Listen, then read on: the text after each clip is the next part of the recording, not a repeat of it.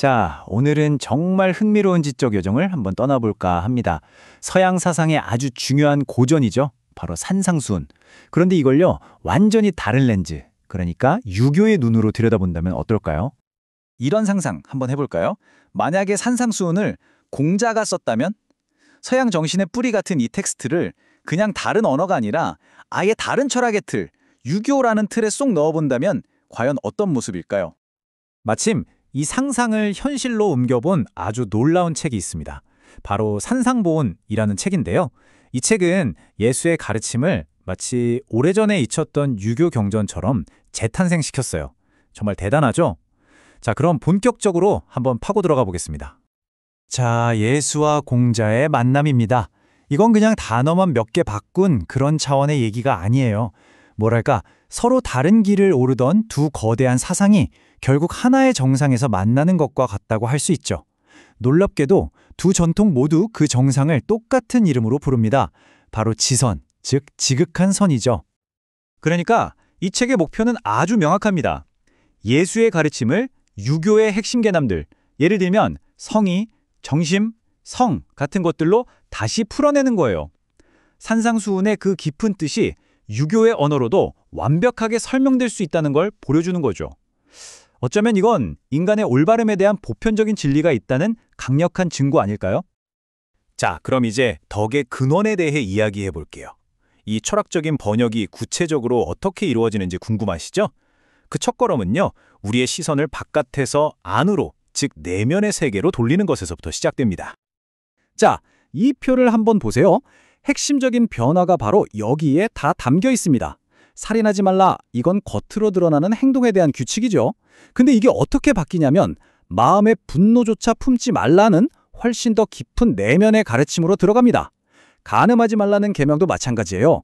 애초에 사악한 생각조차 품지 말라는 마음의 문제로 바뀌죠. 결국 두 가르침 모두 겉으로 보이는 규칙을 넘어서서 그 근원인 마음을 다스리는 길로 나아가고 있다는 겁니다. 바로 이 지점에서 유교의 핵심 개념인 정심이 딱 들어맞습니다. 말 그대로 마음을 바르게 한다는 뜻인데요. 이게 뭘 의미하냐면 진짜 중요한 건 무엇을 했느냐가 아니라는 거예요. 그 행동을 하기 전 당신의 마음 상태가 어땠는가, 바로 그게 모든 덕의 뿌리라는 거죠. 이런 식의 재해석은 산상수훈의 하이라이트라고 할 수 있는 팔복에서도 계속됩니다. 보세요. 마음이 청결한 상태는 사사로운 욕심이 없는 텅 빈 마음, 즉 심허를 이루는 것이 되고요.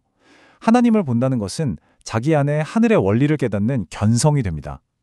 또 애통하는 자는 남을 불쌍히 여기는 마음, 애긍을 가진 사람으로 해석되죠. 어때요?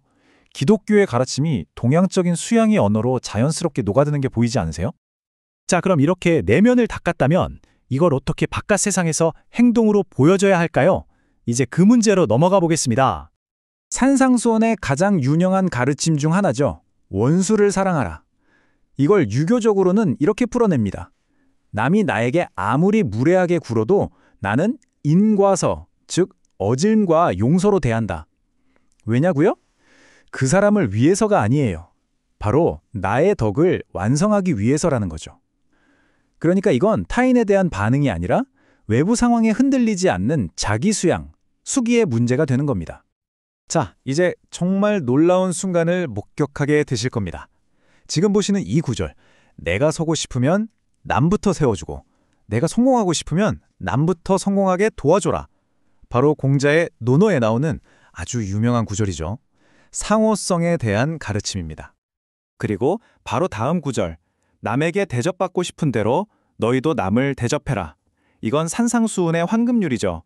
이 두 문장을 나란히 놓고 한번 보세요. 소름 돋지 않나요? 표현은 조금 다르지만 그 안에 담긴 정신이 정말 놀랍도록 똑같습니다. 결국 핵심은 이겁니다. 전혀 다른 시대와 장소에서 출발한 두 위대한 가르침이 어떻게 행동해야 하는가라는 질문에 대해 똑같은 답을 내놓고 있다는 거죠. 바로 서, 즉 상호성의 원리입니다. 하지만 두 전통 모두 여기서 멈추지 않아요. 아는 것만으로는 부족하다는 데 동의하거든요. 아는 것은 어렵지 않으나 실천하는 것이 진정으로 어렵다. 이 유명한 유교 격언처럼 진짜 어려운 건 머리로 아는 게 아니라 몸으로 행하는 데 있다는 거죠. 바로 이 지점에서 산상수훈의 그 유명한 비유가 등장합니다. 가르침을 듣고 그대로 실천하는 사람. 이 사람은 바로 단단한 반석 위에 자기 인생의 집을 짓는 사람과 같다는 겁니다. 반대로 듣기만 하고 행하지 않는 사람은 어떨까요? 그 사람은 금방이라도 무너져 내릴 모래 위에 집을 짓고 있는 것과 같죠. 아는 것과 행하는 것의 중요성, 이 점에서도 두 가르침은 완벽하게 일치합니다.